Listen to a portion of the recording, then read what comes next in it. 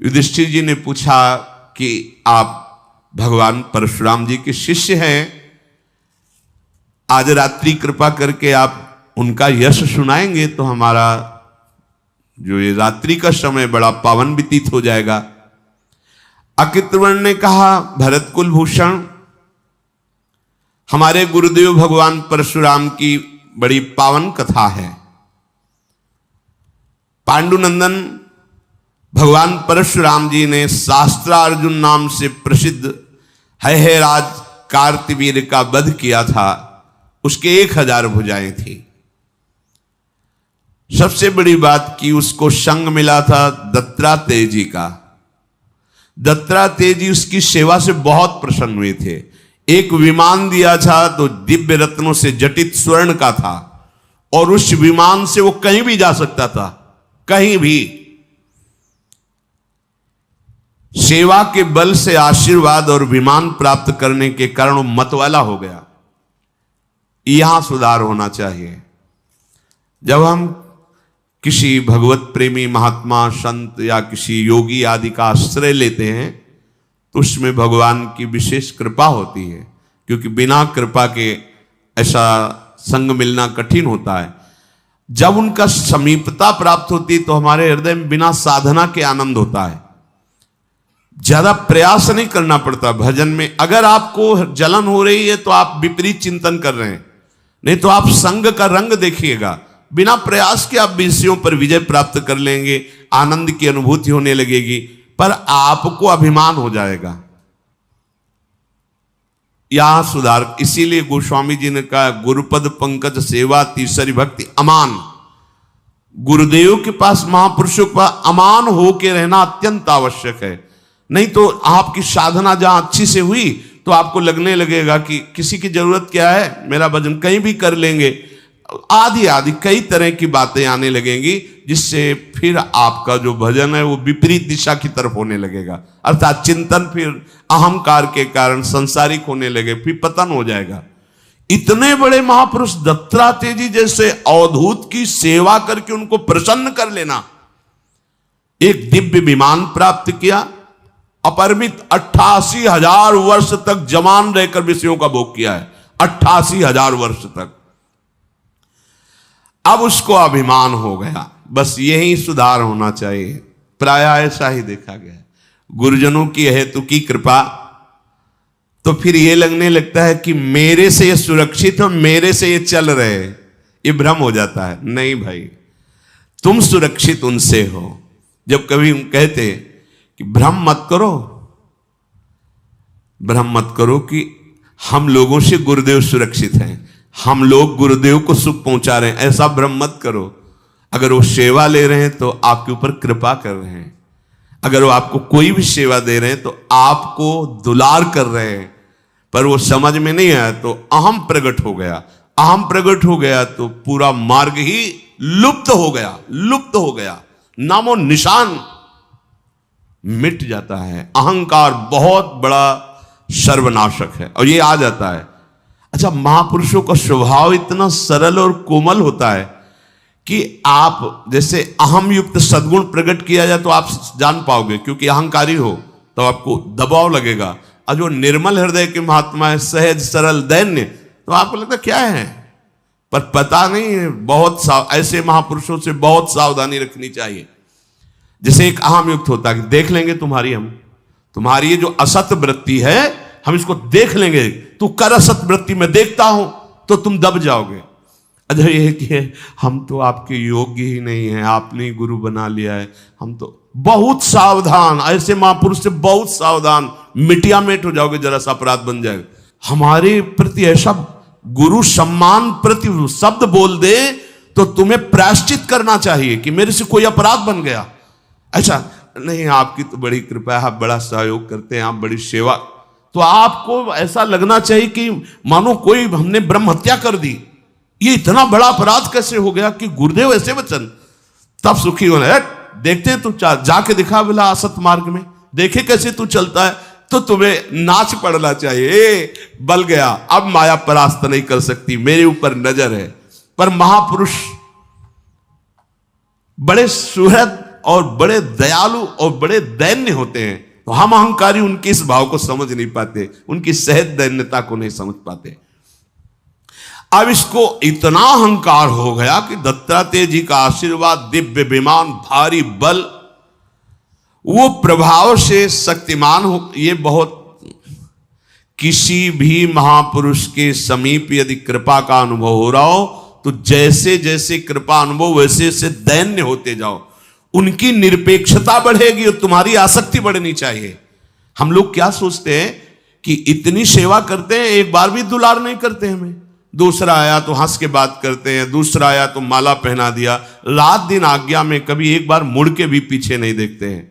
बात सावधानी की समझ लेना, आंखों से देखना ही देखना नहीं होता, हृदय का देखना होता है। वो हृदय दृष्टि से तुम्हें देखते हैं, ये बाह्य दृष्टि वाले, इसलिए इनको बाह्य दृष्टि देते हैं, तुम हृदयस्थ हो। और दूसरी बात, जब आप में अधिक अपनापन हो जाएगा तो फिर ये सब बंद हो जाता है, माला पहनाना, ये प्रसाद, ये सब बंद हो जाता है। भूख लगी, प्रसाद पालो जाके, कपड़ा फट गया, कपड़ा ले लीजिए, खत्म। कैसे हो आप, सुख, ये सब व्यवहार नहीं होता। मतलब मैं और आप अब दो नहीं रह गए। सोचो किस पदवी पे पहुंच रहे हो। पर अज्ञानी अहंकारी जीव ये सोचता है, ये अभी आए, इनके सामने हाथ जोड़ेंगे, ऐसे करेंगे और इनसे मुस्कुराएंगे, सेवा में लगे, एक बार भी मुस्कुराहट नहीं, एक बार भी नहीं देखना। इसलिए नहीं देखना कि तुम हमारे हृदय हो, तुम बाहर नहीं हो, तुम हमारे हृदय हो। पर वो समझ में नहीं आता। भगवान शंकर इतने कृपाल हुए कि दक्ष की प्रार्थना पर उनकी पुत्री सती को स्वीकार करके अर्धांग में वास दिया। और जब प्रजापति पद पर वरण हुआ दक्ष का, तो सभा में आए, तो बड़ा पद है प्रजापति। प्रजापति पद भगवान ब्रह्मा जी का, उसी के समान है ये पद, उसे परमेष्ठी पद कहते हैं। प्रजापति पद, लोकपाल भी खड़े हो जाएंगे, कुबेर, वरुण, अग्नि, ये सब खड़े हो जाएंगे, ऐसा पद है। सब खड़े हो गए, भगवान शंकर नहीं खड़े हुए और ब्रह्मा जी नहीं खड़े हुए। दृष्टि गई, सब खड़े, भगवान शंकर नहीं खड़े, ब्रह्मा जी नहीं खड़े, तो प्रणाम किया, क्योंकि वो परमेष्ठी पद है, बड़ा पद है। भगवान शंकर की तरफ देखा, ये क्यों नहीं खड़े हुए? सभा में से बंदर के जैसे नेत्र वाले को अपनी कमल नैनी पुत्री प्रदान करी, और क्या क्या बोलते चले गए। तब इत समझ में आ रहा था कि ये है पद का अभिमान। वहां गोस्वामी जी ने लिखा है, को नर अस जन्मा जगमाही प्रभुता पाहि जाहि मद नाही। ये बहुत सावधानी का विषय है। अब इस शास्त्राबाहु का इतना अभिमान बढ़ गया कि विमान से देवताओं के लोक में जाता, वहां के वनों को रौंदता, देवता लोग घूम रहे, विहार कर रहे, विध्वंस मचाता। भगवान दत्तात्रेय के वरदान के कारण कोई इससे बोल भी नहीं सकता। जब पता चलता कि दत्तात्रेय जी द्वारा दिया हुआ विमान और आशीर्वाद, सब शांत हो जाता, क्योंकि भगवान की अवतार दत्तात्रेय जी भी हैं। ये ऐसा अत्याचार करने लगा कि बड़े बड़े ऋषियों के आश्रम में जाता, जैसे दैत्य लोग विनाशकारी लीला करते हैं, ऐसा करता, आश्रम को विध्वंस करना। ऐसे सब देवता लोग एकत्रित हुए और भगवान श्री हरि से प्रार्थना की कि इतना पराक्रम दे दिया है आपने दत्तात्रेय जी के रूप में कि इसे अब वो संभाल नहीं पा रहा है, बड़े बड़े ऋषियों का अपमान कर रहा है, देवलोक में आकर के ऊपर। एक दिन तो सची के साथ हास्य विनोद कर रहे थे देवराज इंद्र, वहां प्रवेश कर गए, कोई रोक सकता नहीं था, और बड़ा उपहास किया देवराज इंद्र का। अमोघ अस्त्रधारी हैं, पर सबसे बड़ा भय होता है महात्मा का। सबको भय था कि भगवान दत्तात्रेय जी का कृपा पात्र है, कहीं इससे कोई विरोध करे तो उधर ना विरोध हो जाए। जैसे आपको कोई, हम अपने लोगों को कोई आदर कर रहा है तो महारानी जी के कारण कर रहा है, अपना कोई बल नहीं। ये कहीं कोई इनके मन को दुख लगे, वो महारानी जी, ये गुरुजन, आराध्य देव, इनको देख करके हमारा डर नहीं है, उनका डर है, उनका बल है, उनका भय, क्योंकि हम उनके हैं। इस बात से देवराज इंद्र ने देवताओं के साथ भगवान से कि बहुत अभद्र हो रहा है, कहीं भी चला जाता है, कोई रोक टोक नहीं है, विमान ऐसा भगवान दत्तात्रेय जी ने दिया है, समस्त प्राणियों के लिए आपको इसको शासन में लेना होगा। विश्ववंदित भगवान ने कहा सब कार्य निश्चित है, आप लोग जाओ निश्चिंत रहो। अत्यंत रमणीय भगवान श्री हरि ने कहा कि पहले ही सब निश्चित हो चुका है, आप शांति पूर्वक जाइए, बस समय का इंतजार कीजिए।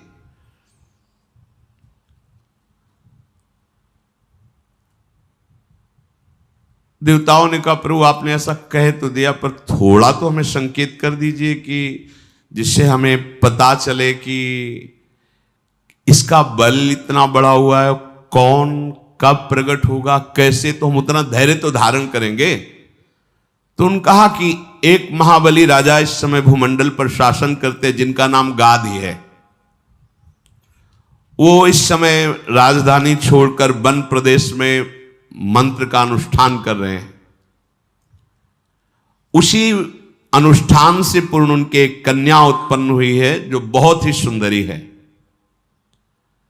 उसके विवाह का समय आ गया है और भृगु जी के पुत्र महान तपस्वी ऋचिक मुनि ने उसको देख लिया है, वो उसका वरण करेंगे। ऋषियों का यह था कि इनका देखने का तात्पर्य कोई काम भाव से नहीं होता था। भगवान ब्रह्मा जी को सब ऋषियों का आदेश स्वीकार करने के लिए प्रेरणा होती थी, आप गृहस्थ धर्म स्वीकार करें और एक संतान चाहे उत्पन्न करें, क्योंकि ऋषियों की संतान हम सब हैं। अगर अपने अपने गोत्रों की तरफ पहुंचो तो हम सब ऋषियों की ही संतान हैं। तो गाधी ने कठोर व्रत का पालन करने वाले ब्रह्म ऋषि ऋचिक को देखा क्यों आ रहे हैं। ऋचिक जी ने कहा कि मैं आपकी कन्या को देखा है और इससे हम पाणिग्रहण संस्कार स्वीकार करके पत्नी रूप में आपसे याचना करते हैं। तो उनका ये तो हमारे बड़े अहोभाग्य कि आप जैसा महान भृगुवंशी ऋषि हमारी पुत्री का पति होगा। पर हमारे पूर्वजों में राजा लोग बड़े सावधान होते थे। क्या होता था कि हड्डी हड्डी, त्वचा में झुर्रियां, कुशाया बलकल की लंगोटी और लौकी का कमंडल, और मांग क्या रहे, राजकुमारी जो महलों में रह रही, ना करे तो भस्म हो जाए। उन्होंने कहा कि हमारे यहां एक नियम चला रहा है कि जो हमारे पुत्री को लेगा उसको शुल्क देना होगा। उन्होंने कहा हाँ बोलिए क्या शुल्क है। तो विचार किया कि ऐसा शुल्क मांगे कि जो ये दे न सके। तो उनका हमें चाहिए कि वायु वेग से चलने वाले 1000 घोड़े जिनका कान श्याम वर्ण का एक हो और पूरा शरीर श्वेत हो, एक कान केवल श्याम वर्ण और पूरा शरीर श्वेत का, जल में थल में और वायु में भी चल सके। हाँ ठीक है, सुरक्षित रखना कन्या को, किसी को और का वर्ण मत कर देना, हम व्यवस्था करते हैं। सीधे एकांत हुए, वरुण देव का स्मरण किया। भगवान वरुण उपस्थित हुए। उन्होंने कहा ब्याह की इच्छा हुई है, शुल्क में हमें 1000 घोड़े चाहिए जो श्वेत वर्ण के, जिनका कान श्याम वर्ण का। महाराज हाजिर, तुरंत जल में थल में वायु में अग्नि में सब जगह सुरक्षित चलेंगे। हाँ ठीक, आ गए, ये शुल्क लीजिए। अब तो कुछ कहने का नहीं। जैसे सौभरी ऋषि के मन में आया कि ब्याह करें, तो इधर उधर ले गए, सीधे मानधाता के पास गए और कहा कि हमारी इच्छा हुई कि अब हम ब्याह करें। तो आप अपनी राजकुमारियों में 50 थी, किसी एक को बोल दीजिए मुझे वरण कर लें। अब कैसे, शरीर से जैसे मछली की गंध आती है, ऐसे जल में रहने से शरीर और सेवार आदि लगी ऐसे। अब डर तो रहे थे कि कुछ बोले तो सांप न दे दे, हाँ बोले तो राजकुमारी। पास बैठना तो मुश्किल, ऐसी गंध आ रही थी यमुना जी में, और जल में समाधिस्थ होकर भजन करते थे। कोई मकान नहीं, कोई कुटिया नहीं।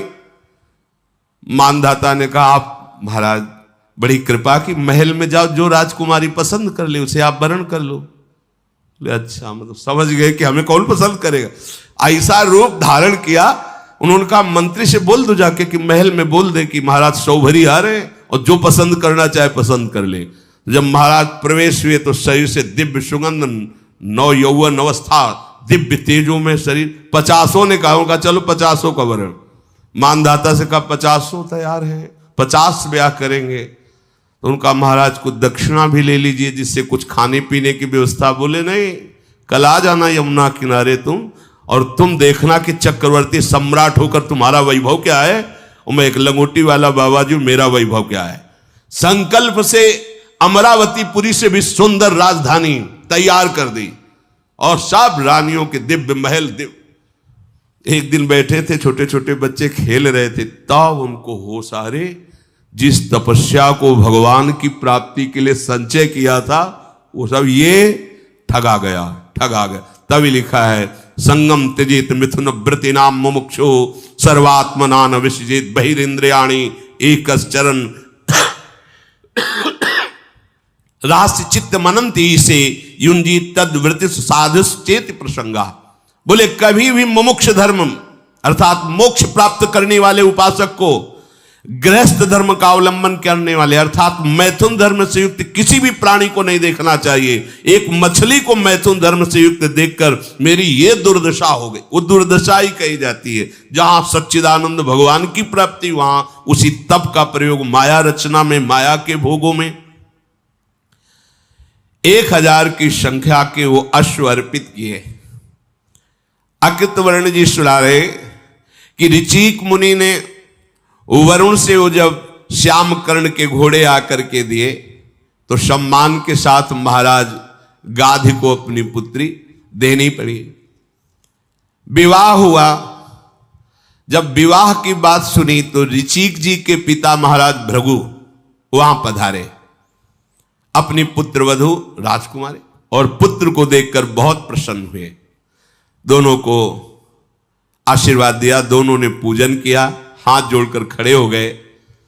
तो भगवान भृगु जी ने कहा पुत्र वधू पहली बार मिलन हुआ है, तुम जो चाहो वरदान मांग सकती हो, मेरे लिए कुछ भी अदेय नहीं है। तो सत्यवती जी जो ऋचिक जी की पत्नी हैं उन्होंने हाथ जोड़कर कहा कि मेरी माता पिता के यहां पुत्र नहीं है, मैं ही एक पुत्री थी, एक पुत्र मेरी माता को हो और कृपा करके एक पुत्र मुझे प्रदान कीजिए। भृगु जी ने कहा ठीक है, तुम स्नान करने के बाद वो पीपल का वृक्ष उसका आलिंगन करना और ये मैं चरु बना रहा हूं, तुम इसको पाना और अपनी मां को बुला लो, वो भी स्नान करे और बट वृक्ष का आलिंगन करे और ये चरु अपने मां को पवा देना। ऐसे पुत्र प्रतापी पैदा होंगे, विश्व नमन करेगा। जो बरगद के वृक्ष का आलिंगन तुम्हारी मां करेगी, पीपल के वृक्ष का आलिंगन तुम करोगी। अब मां राजरानी थी, जब उनको बुलाया और ये बात कही तो जानती थी कि भृगु जी बहुत समर्थ महापुरुष है। तो उन्होंने सोचा अपने परिवार के लिए विशेष चरु की रचना की होगी। तो उनका बेटी चरु तो चरु है, तुम अपना चरु हमें दे दो, हमारा चरु तुम ले लो और तुम बट वृक्ष का आलिंगन करो, मैं पीपल वृक्ष का आलिंगन। उल्टा ओ सहज स्वभाव में मां के प्यार में यद्यपि नहीं करना चाहिए। गुरुजनों की जैसी आज्ञा उसमें एक भी अक्षर मिलावट नहीं करनी चाहिए। भृगु जी जे भी ध्यान में बैठने को हुए तो संकेत हुआ जैसे संत जन किसी के मन की बात वो ऐसे नहीं जानते कि तुम्हारे मन का चिंतन, ऐसा नहीं, वो जैसे मैसेज आता है ना ऐसे संकेत आता है, तब एकदम ये साथ तुम ऐसा क्यों कर रहे थे। ये नहीं कि हर समय तुम्हारे मन का निरीक्षण हो, ऐसा नहीं है। वो तो अपने आराध्य देव में लगे हुए हैं, वो आराध्य देव भेजते हैं, देखो ऐसी गलती हो गई, तो अचानक को एकदम दृष्टि जाती है कि आपने ऐसा। भृगु जी वहां आए और सत्यवती जो पुत्र वधू थी उनसे बोले जैसा कहा था वैसा किया। तो वो संकोच में हो गई, भगवान मां के प्रेम के कारण उल्टा हो गया। तुम्हारी माता ने तुम्हें ठग लिया, तुम्हें हमारी आज्ञा का पालन करना चाहिए, माता की नहीं। अब यहां संकेत मिलता है कि जब किसी ऋषि सदगुरु महात्मा की आज्ञा हो तो उसे माता पिता की सलाह से नहीं, वो केवल उन्हीं से सलाह ले लीजिए। अगर संशय तो उन्हीं से पूछिए, किसी और से नहीं। ये नहीं कि वो घर परिवार वालों को से सलाह ले, नहीं, वो मोह युक्त है और वो ज्ञान युक्त बात है। तो किसी सदगुरु संत महात्मा ही के द्वारा जो आदेश हुआ है उसी से सलाह ली जाए, नहीं तो गड़बड़ हो जाएगा। अब तुम्हारा पुत्र ब्रह्म ऋषि नहीं होगा, होगा तुमसे, पर घोर क्षत्रिय स्वभाव वाला होगा, महाबलशाली होगा पर घोर क्षत्रिय स्वभाव वाला होगा। और तुम्हारी माता के जो पुत्र होगा वो ब्रह्म ऋषि पैदा होगा, उसके आचार विचार सब ब्राह्मणत्व से युक्त होगा, महापराक्रमी होगा, साधुओं के द्वारा सम्मानित होगा।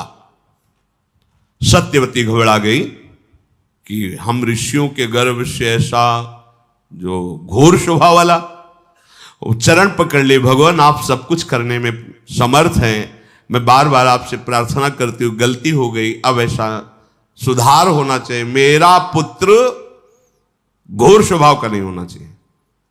उनका एक सुधार हो सकता है,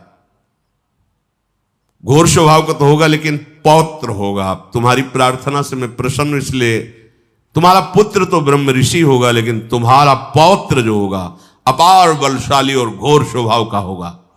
वो राजी हो गई। तो कुछ समय के बाद सत्यवती ने महर्षि जमदग्नि जी को जन्म दिया।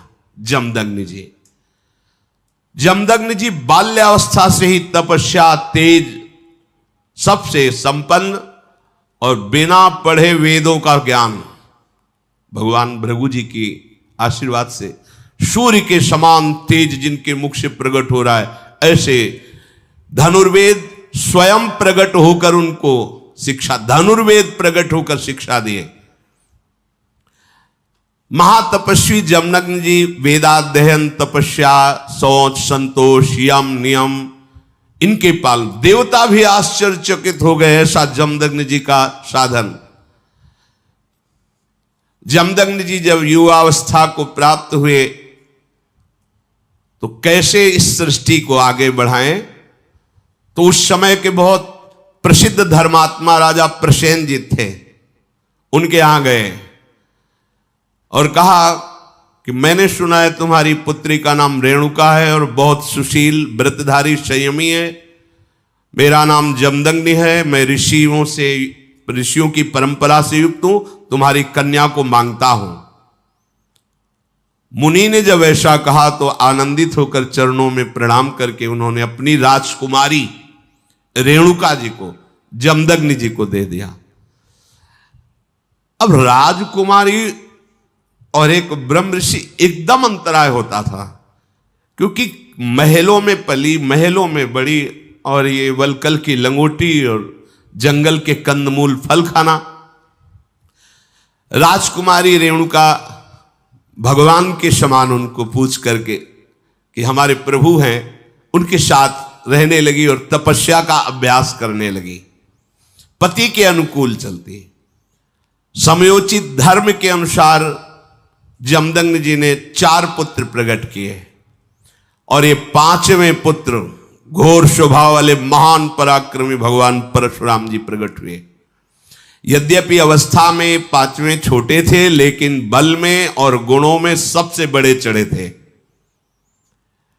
एक दिन की घटना है, बड़ी सावधानी की।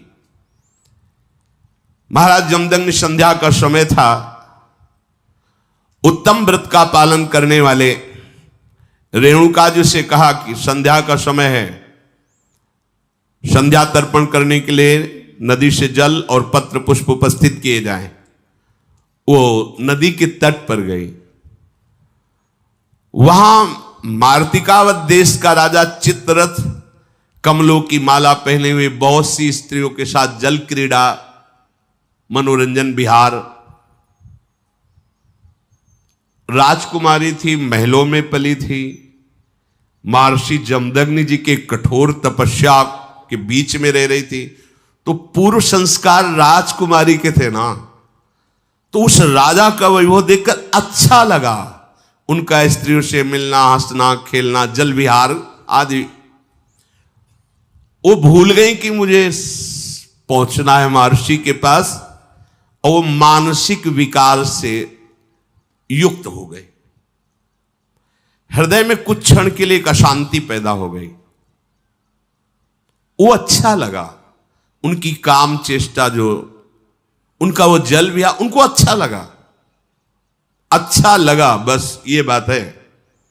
तुरंत होश आया, अरे महर्षि तपस्वी त्रिकालज्ञ है, वो तो मेरे हृदय की बात जान जाएंगे। अब घबरा गई, पुष्प और पत्र लेकर पहुंची।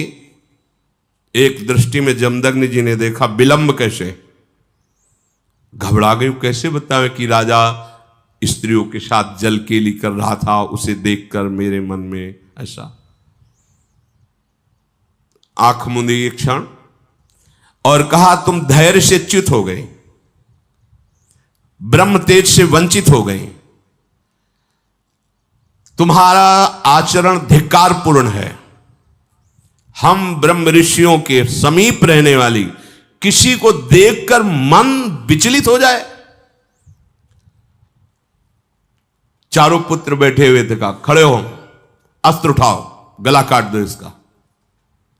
किसकी हिम्मत की मां का गला काट दे। वो सर झुका के खड़े हो गए। चारों माता के चरणों में प्रणाम, क्योंकि परम पवित्र, कहीं कोई गलती नहीं थी। पहले था मन से भी पाप नहीं सोच सकते, इन्होंने पाप सोचा नहीं था, उस क्रिया को देखकर अच्छा लगा था, बस। जीना मुश्किल हो जाए। अब देखो, अगर ऐसे दंड मिलने लगे ना, इसीलिए कहते हैं हमारी अलवेली सरकार लाडली जो है, तो उन्हीं के बल से छाती ठोक के कहते भगवत प्राप्ति हो जाएगी। ये तो भगवत प्राप्ति, दिन में हजारों बार झूठ बोलते होंगे। हेलो, आप कहां हो? वो इस समय तो हम आगरे में हैं और हैं वृंदावन में, बगल वाली गली के घर से बात कर रहे हैं और झूठ पूरा बोलते चले। हम धर्म से भी नहीं चल पा रहे। बोले हम कसम से कहते हैं, ये जो कपड़ा है ना आपको जो दिखा रहे हैं, बस आपके कारण 120 रुपया मीटर कह रहे हैं, कसम से कह रहे हैं। ये बिल्कुल इतना मुनाफा नहीं है, और 70 रुपया मीटर का है। 1 मिनट में कसम झूठी 30, 40, 50 रुपया के लिए खा गए। मतलब अगर जांच की जाए तो धर्म से भी चलना मुश्किल हो, फिर भगवत प्राप्ति। लेकिन चाहे जैसा दुराचारी पापाचारी क्यों न रहा हो, मेरी लाडली के गोरे चरणारविंद का आश्रय ले लिया और राधा राधा, तो इतनी अलवेली सरकार, अलवेली सी लिखा गया, अलवेली सरकार, जा माफ किया, चल आनंद हो। श्री जी आगे उसको बढ़ा देती। नहीं तो भगवत प्राप्ति, तभी तो कहा गया अत्यंत कठिन भगवत प्राप्ति है। इस अपराध का क्या दंड दे रहे हैं जमदग्नि जी? गला काट दो। चारों पुत्र सर झुकाकर खड़े हो गए माता के चरणों में प्रणाम करके, क्योंकि कभी कोई गलती नहीं की थी। महर्षि देखा कि मेरी आज्ञा का पालन पुत्र भी नहीं कर रहे, तो उनका जाओ विचार शक्तिहीन हो जाओ, तुम्हारी बुद्धि जड़, अर्थात तुम सब पागल हो जाओ, घूमो ऐसे ही घास फूस बटोरते। उसी समय देखा कि फरसा धारण किए अमित तेजस्वी भगवान परशुराम जी पधारे। जमदग्नि जी को प्रणाम किया उन्होंने, उनका बेटा बिना कुछ विचार किए मेरी आज्ञा का पालन करो, अपनी माता का सर काट दो। प्रणाम किया और तत्काल फरसे से सर काट दिया, माता का सर काट दिया। जब सर काट दिया तो उनका कोप शांत हुआ, प्रसन्न होकर बोले, बेटा तुमने जो हमारी आज्ञा का पालन किया इससे मैं बहुत प्रसन्न हूं, कोई ऐसा नहीं कर सकता था, तुम ही हो कि पिता की आज्ञा का पालन किया। बोलो तुम्हारी क्या कामना है? तो उनका मेरी मां पुनः जीवित हो जाएं और उनको कभी स्मृति भी ना आवे कि मैंने प्रहार किया था। तथास्तु। जानते थे भगवान परशुराम जी की मेरे पिता इतने सामर्थ्यशाली, उनको कभी इस घटना की स्मृति भी ना आवे। बोले तथास्तु। और दूसरी बात, मेरे भाइयों को जो आपने शाप दे दिया है कि वो जड़वत पागलवत हो जाए, तो मैं आपसे प्रार्थना करता हूं पुनः वो स्वस्थ और विवेकवान हो जाए। उनका तथास्तु, ऐसा ही हो। महातपस्वी जमदग्नि जी वरदान दे करके उनकी परशुराम जी की जो इच्छा थी कि भाई भी स्वस्थ हो और मां भी स्वस्थ हो। उनके पुत्र आनंद मगन होकर पुनः विवेक को प्राप्त किए। एक दिन की बात है कि यह शास्त्रावाऊ अर्जुन जमदग्नि जी के आश्रम पर आया। रेणुका जी ने सूचना दी कि ये राजा पधारा हुआ है जिसकी 1000 भुजाएं हैं। हाँ हाँ, राजा भगवान का स्वरूप होता है, उसका अतिथि सत्कार किया जाए। तो भगवान जमदग्नि जी ने और रेणुका जी ने जो पत्र पुष्प राजा को अर्घपाद्य देकर बैठाला, सेवा की। उसने सेवा स्वीकार की और कहा आश्रम को नष्ट कर दिया जाए। बड़ा बलवान था, सब वृक्ष और कुटिया सब विध्वंस कर दिया गया और होम धेनु जो गाय थी उससे बलपूर्वक घसीट करके ले गए। जब परशुराम जी नित्य दर्शन करने पिता के आते थे, एकांत में तपस्या और एक बार आकर प्रणाम करना। जब वहां आए तो देखा आश्रम उजड़ा हुआ।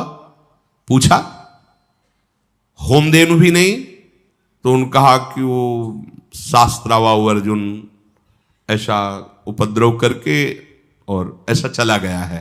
बड़े शांत भाव में जमदग्नि जी, इतनी सामर्थ्य उसकी, ये जानते हुए कि आप ब्रह्म ऋषि हैं, ऐसा अपराध।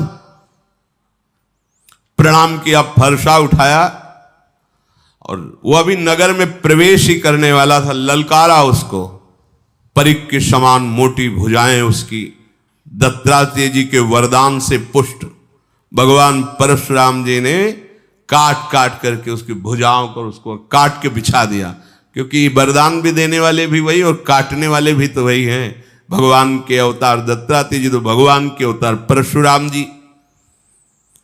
परशुराम जी संपूर्ण सैनिकों के साथ शास्त्रावाऊ अर्जुन को काट के फेंक दिया।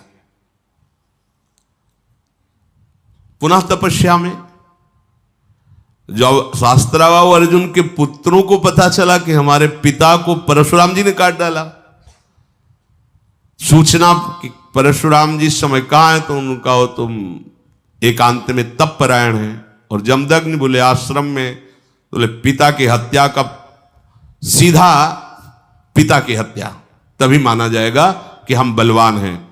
अब वो शास्त्रों सैनिक लेकर शास्त्रावाऊ अर्जुन के पुत्र गए और जमदग्नि जी तो शांत भाव से बैठे हुए थे। तो उन्होंने कहा कि हमारे पिता की हत्या तुम्हारे पुत्र ने की है, तो उसके पिता की हत्या मैं करूंगा। तो बस उनके मुख से इतना ही निकल रहा था, राम राम राम। क्योंकि भगवान परशुराम तो राम राम राम, परशु धारण करने के कारण वैसे नाम राम ही है। परशु सहित बड़ नाम तुम्हारा। परशुराम इसलिए कहा गया, हर समय फरसा धारण करते थे, नहीं उनका नाम राम ही रखा। तो राम राम ऐसे पुकार रहे थे। उन आताताइयों ने इतने बाण मारे कि कोई भी अंग नहीं बचा महर्षि जमदग्नि का, और उनके प्राण निकल गए। परशुराम जी प्रणाम करने नित्या जब वहां आए तो देखा मां रेणुका जी रो रही हैं और जमदग्नि जी। परशुराम जी ने कहा तात, आपने तो कभी कोई अपराध नहीं किया और इस नीच क्षत्रियों ने आपको इस बुरी तरह से मारा, कोई अंग नहीं बचा जिसमें बाण ना छिदा हो। पिताजी आप तो सदैव तप के मार्ग में चलने वाले, शास्त्र सम्मत मार्ग में चलने वाले, कभी किसी जीव का कोई अपराध नहीं, तो ऐसी मृत्यु कैसे उचित हो सकती है? जो तपस्या में संलग्न है या युद्ध से विरत है या वृद्ध है, ऐसे का कभी वध नहीं किया जाता, शास्त्र सिद्धांत है। भगवान परशुराम जी ने कहा कि निर्लज्ज राजकुमार जन ये नहीं जाने कि आप वृद्ध भी हैं, तपस्वी भी हैं और युद्ध से विरत भी हैं। असहाय पुरुषों के समान मार डाला। भांति भांति से विलाप करके करुण क्रंदन करने लगे भगवान परशुराम। फिर मानो साक्षात यम प्रकट हो गए, ऐसे क्रोध से लाल आंखें हो गई और उन्होंने हाथ में जल लिया और कहा इस वंश का विनाश कर दूंगा, एक भी इस वंश में नहीं रहने दूंगा। क्षत्रिय शिरोमणि युधिष्ठिर जी, भगवान परशुराम जी ने जब संकल्प किया तो पृथ्वी थर्रा उठी, और हमारे गुरुदेव भगवान परशुराम ने अकृतवर्ण जी कह रहे 21 बार घूम घूम करके समस्त भूमंडल के राजाओं का नाश किया, कुल के कुल विनाश कर दिए। परशुराम अमोघ बलशाली, कुंड के कुंड रक्त से भर गए। भगवान परशुराम जी का एक घोर कर्म देख करके जमदग्नि जी के पिता ऋचिक वो प्रकट हुए और कहा, जमदग्नि कुमार बस हो गया, अब एक भी क्षत्रिय का वध नहीं करोगे, तपस्या करो, यज्ञ करो, मंत्राकार वृत्ति करो, जो ऋषियों का धर्म है। ये ऋषि धर्म नहीं है, आप घोर स्वभाव से जो विचरण करते हुए अब बस। भगवान परशुराम जी ने उनकी बात स्वीकार की और जितने भी राजाओं के वध करके पृथ्वी जीती थी सब कश्यप जी को दान में दे दी। संपूर्ण जगत जो आता ताई राक्षस स्वभाव के क्षत्रिय थे, इनके नाश से सुखी हुआ। पूरी रात ये कथा कहते व्यतीत हुई। इसी समय भगवान परशुराम जी चतुर्थी तिथि प्रातःकालीन बेला सब ऋषि और युधिष्ठिर सब खड़े हो गए। अमित तेज भगवान परशुराम जी का।